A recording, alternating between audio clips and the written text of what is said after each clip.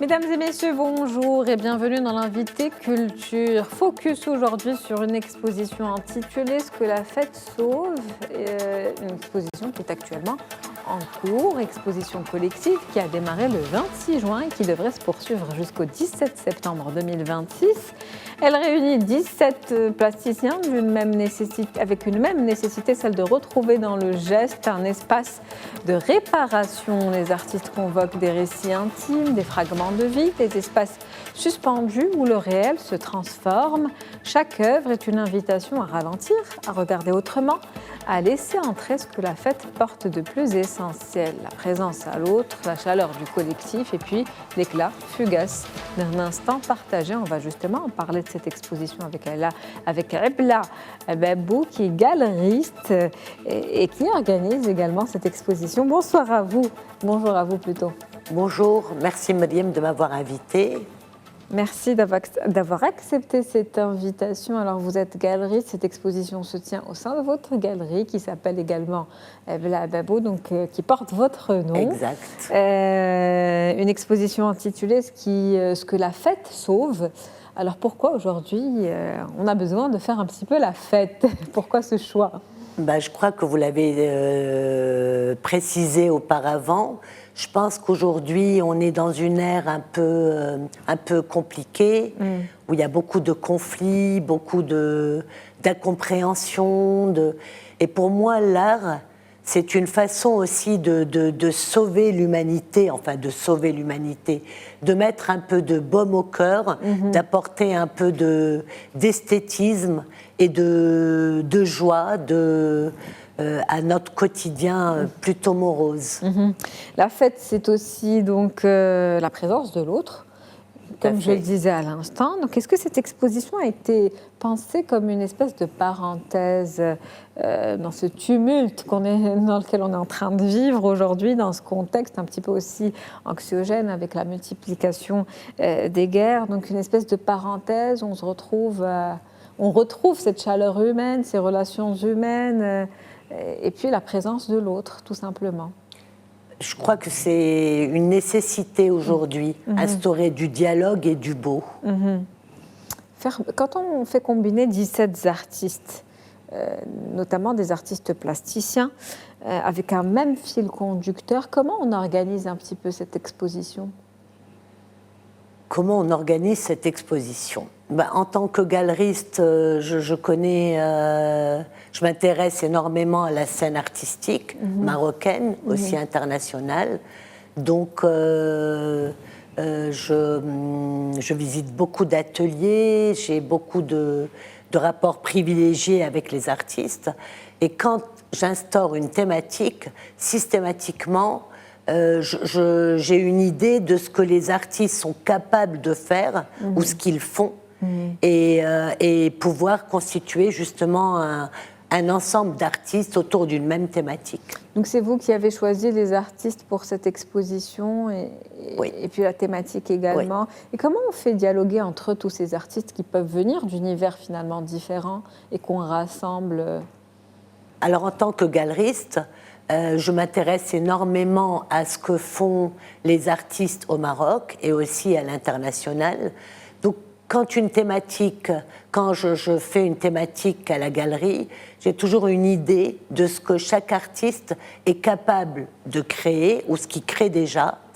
Et 17 artistes, en fait, je les fais dialoguer entre eux autour de cette thématique, et c'est un peu l'universalité et la beauté de l'art, où chacun a un langage particulier autour d'une même thématique. Justement, une exposition, je le disais, qui invite à ralentir, à la contemplation de l'intime, de l'instant présent, de l'instant fugace.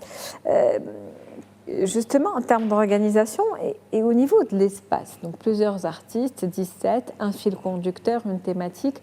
Comment vous avez agencé un petit peu cet espace pour raconter cette histoire finalement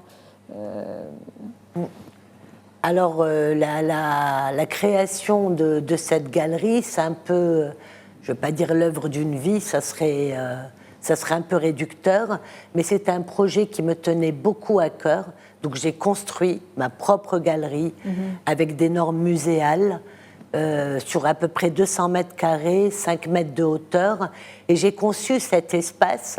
C'était pas aux artistes de s'adapter à mon espace, c'est à mon espace de s'adapter à l'autre, à toutes les formes de création. C'est un grand cube dans un cube blanc, donc avec des couloirs, un cube au milieu d'un cube.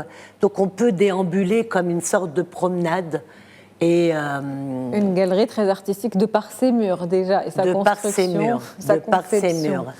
Elle a été conçue pour être une galerie d'art. Justement, puisque vous parlez de la conception et puis du moment où vous avez bâti finalement, où vous avez décidé de créer cette galerie, parlez-nous aussi de ce passage, puisque vous étiez initialement une de mes confrères, journaliste. Exact. Aujourd'hui, vous êtes galeriste. Comment s'est faite cette transition? Et pourquoi aussi? C'est une transition qui s'est faite très naturellement. Déjà, le journalisme, c'est la plus belle carte de visite pour moi. On a accès absolument à toutes les personnes qui nous intéressent. Donc j'étais dans les rubriques culturelles, au journal, tel quel, 2M, j'ai fait un peu de freelance aussi. Et ça m'a permis justement de découvrir tous ces ateliers, cet univers qui m'a toujours passionnée depuis que j'étais gosse. Et le passage s'est fait naturellement. J'ai tissé de nombreuses amitiés avec des artistes. Et à un moment donné, je sentais que je tournais un peu en rond, que le journalisme ne me convenait plus, même si j'ai adoré mes années de journalisme, justement grâce à toutes ces rencontres que j'ai pu tisser. Et la galerie d'art s'est imposée naturellement. C'est un nouveau souffle, on va dire. C'est autre chose, mais qui est très cohérent avec le journalisme, parce que c'est toujours dénicher des talents. Et quand j'étais journaliste, je dénichais aussi beaucoup de talents. En tant que galeriste, ou plutôt que galerie, quelle serait, si on devait la définir, la signature affirmée de votre galerie? Alors la signature, c'est un espace ouvert à toutes les formes de création. Où je ne veux pas la réduire à uniquement aux arts plastiques. On a aussi fait des signatures de contes, on organise régulièrement des signatures de livres, on a fait aussi des concerts de musique. Donc c'est en fait, c'est ma personnalité, c'est pour ça que j'ai donné le nom à cette galerie, où j'aime toutes les formes d'art, et j'avais envie de cet espace justement qui accueille toutes les formes de création. Et qui les marie, effectivement. Maintenant, j'aimerais que vous nous parliez un petit peu de la relation que vous entretenez avec vos artistes. Comment ça se passe? Comment on choisit un artiste aussi? Qu'est-ce qui vous interpelle? Est-ce qu'il y a des critères? Parlez-nous un petit peu de cette face cachée, on va dire, de votre métier. Ok. Chacun vit ce métier à sa façon. Moi, je le vis peut-être d'une façon un peu trop émotionnelle, parce que j'ai une tendance à beaucoup m'attacher aux gens, et notamment aux artistes que je représente. Si je ne suis pas convaincue de leur travail, je ne peux pas le défendre. Donc j'ai besoin d'admirer, j'ai besoin de suivre. Il y a plusieurs artistes qui exposent régulièrement. Je suis leur travail depuis toujours. De voir un peu l'évolution de leur discours, de leur peinture ou de leur sculpture. Donc je tisse des liens assez amicaux. C'est pas toujours le cas, mais la plupart du temps, j'ai besoin d'avoir de l'affect. En tout cas, vous semblez être porté d'abord par l'émotion. Par la passion surtout. Je suis extrêmement passionnée, je ne peux rien faire sans passion. Et la scène artistique contemporaine marocaine est aujourd'hui d'une incroyable vitalité. Je pense que vous pouvez en témoigner, en attester. Comment la galerie El Babou s'inscrit aujourd'hui dans ce rayonnement finalement culturel, puisque vous mariez plusieurs disciplines et la manifestation de plusieurs arts finalement au sein de cet espace? La scène culturelle est effectivement très riche et je ne vais pas dire que c'est une espèce de movida comme en Espagne, mais il y a quand même une ébullition en tout, dans la musique, dans les arts plastiques, dans la création. Il y a une identité qui s'inscrit de plus en plus. Les gens sont fiers d'être marocains. Les gens, l'art en même temps, ça a un côté universel. On ne s'inscrit pas forcément dans une marocanité, mais il y a une fierté, une identité de plus en plus forte, et puis des artistes qui bouillonnent, qui bouillonnent d'imagination, de talent, ça fait vraiment plaisir. Et justement, puisque vous parlez des artistes, j'ai oublié de vous poser la question sur les têtes d'affiche de cette exposition. Parlez-nous un petit peu des artistes qu'on peut, je le rappelle à nos téléspectateurs, découvrir jusqu'au 17 septembre. Voilà. Alors, il y en a plusieurs. Reconnus, plus ou moins connus, et j'ai aussi un principe quand je fais des expositions collectives, c'est de m'intéresser à la scène émergente. C'est très important de pouvoir donner la chance à un artiste qui commence à peine. C'est pas évident de pouvoir exposer en galerie.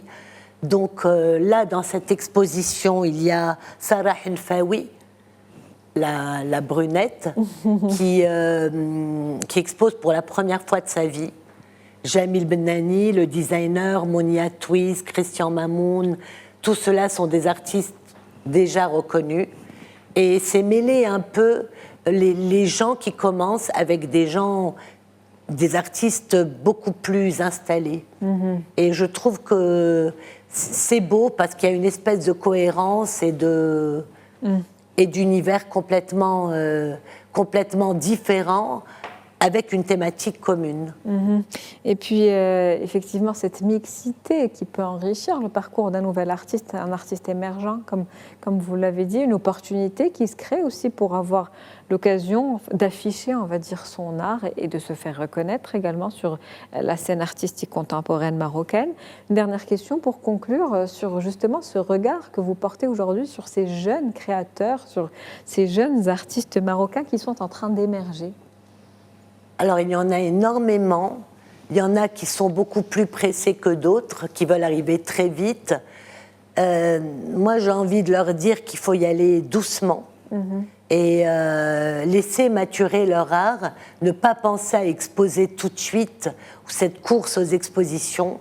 Donc, ce que j'ai envie de dire à ces jeunes artistes, c'est qu'ils devraient apprendre à prendre un peu plus leur temps, travailler davantage, se concentrer sur leur langage plastique avant de penser à la vente absolument. La vente viendra petit à petit, mais je crois que ce qui devrait d'abord prévaloir, c'est